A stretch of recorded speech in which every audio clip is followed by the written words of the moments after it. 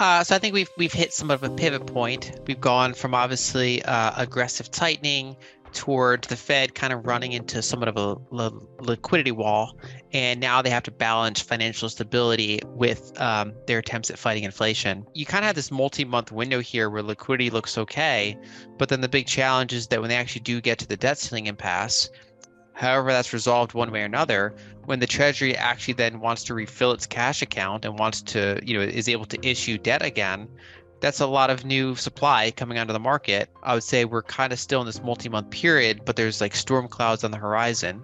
Investors should be wary, according to renowned macro and market analyst Lyn Alden, because the U.S. Federal Reserve is struggling to control inflation through quantitative tightening, while also providing a bailout for the struggling banking sector.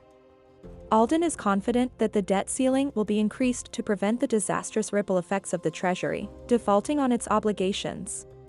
According to Alden, the Federal Reserve has been steadily draining liquidity from the economy over the past 12 months, including in 2018 and 2019 when they unwittingly blew out the repo rate. In a recent interview with the Wealthian YouTube channel, Alden discussed an updated macro outlook for the U.S. economy in 2023, focusing on her dire predictions of a liquidity crisis within the coming months. Alden is confident that they will need to intervene once more to perform some damage control, but he worries that the situation may be more complicated now than it was back in 2019. Alden complimented that, for one, there is no surplus of T-bills right now.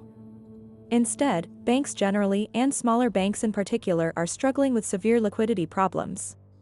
According to Alden, the Federal Reserve may only have a few more months of rate hikes and QT before they have to backtrack matches to keep the banking sector out of a wider crisis, but also to match drawdowns from the Treasury General Account, which the Treasury Department plans to continue cutting down with the various mismatched elements.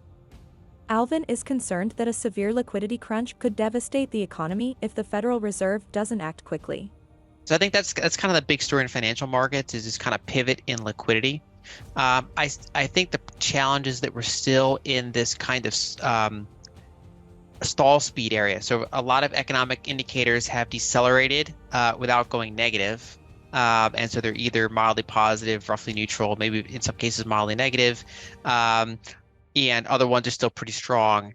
And we have this kind of window here between now and the debt ceiling where liquidity looks pretty flat overall. So the Federal Reserve was draining liquidity.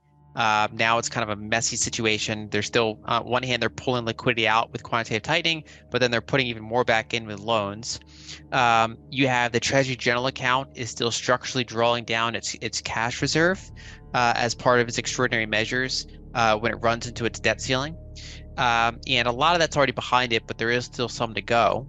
And so as they draw that out, that goes out into the economy, and that's actually pro-liquidity. I would say we're kind of still in this multi-month period, but there's like storm clouds on the horizon.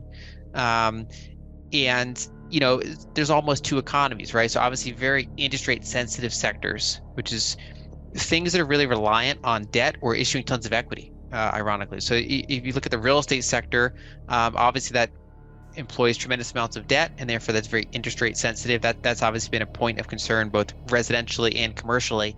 And then the other one is tech. And people don't often think of it as a real estate, as an interest rate sensitive sector, but it is because, especially in this past decade, so many tech companies have, in some cases, sold their equity better than they sold their products. And what I mean by that is they keep their prices low. They operate at a loss, and they make up for it by constantly selling new equity, both to their employees and to investors. And that's what allows the company to keep going. And that works as long as interest rates are like zero and people are willing to just keep monetizing that equity. But when there's actually a cost of capital, that equity gets valued very differently. It's no longer economical to keep issuing tons and tons of it. And then the company has to raise the prices to try to close the loss that they're making, and then that slows down their growth because some of their growth was only there because their products were underpriced. And then as their growth slows down, their equity valuations fall further, and you basically find out that a big percentage of that business was malinvestment. That there really was no there, It was just a underpriced thing that wasn't getting its market signals due to manipulation.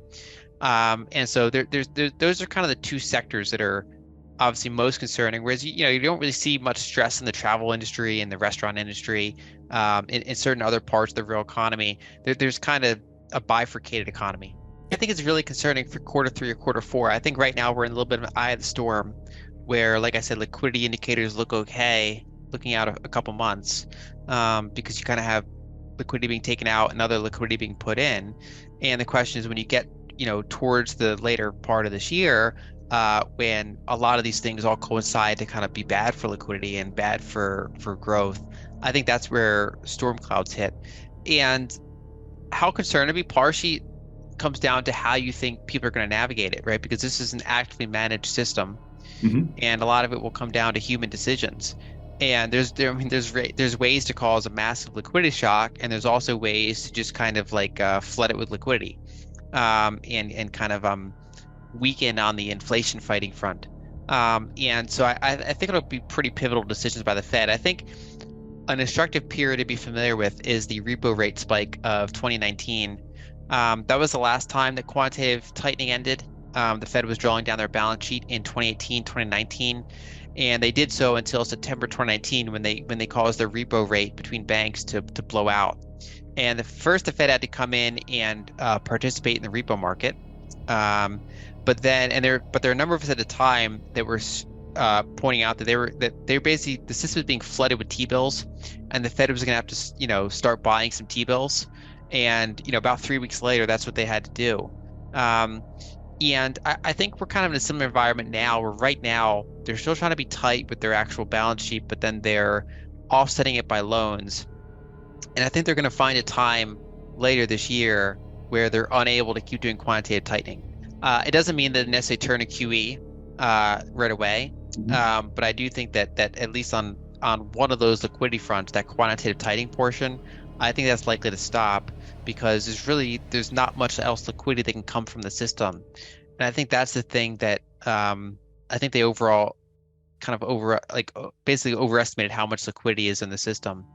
And another factor that's challenging is that the Treasury generally has options. I mean, they could, for example, when they want to refill their Treasury general account, they could issue almost entirely T-bills. They could issue a flood of T-bills, and that would pull liquidity out of the reverse repo market most likely. And so that would actually be the least harmful way for liquidity in order to carry on. But of course, it would shorten the average duration of U.S. Treasury debt. It'd be the least interest rate effective way to do it. So again, it kind of comes down to like choices by Yellen and others of how they want to handle that. Alden suggests some potential next steps for the Federal Reserve to take in her latest newsletter.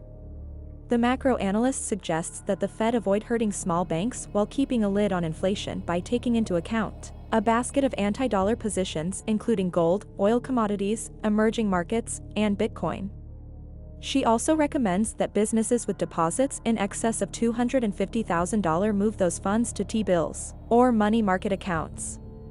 Alden suggests diversifying your banking options, relocating unused funds to the money market, and taking other preventative measures.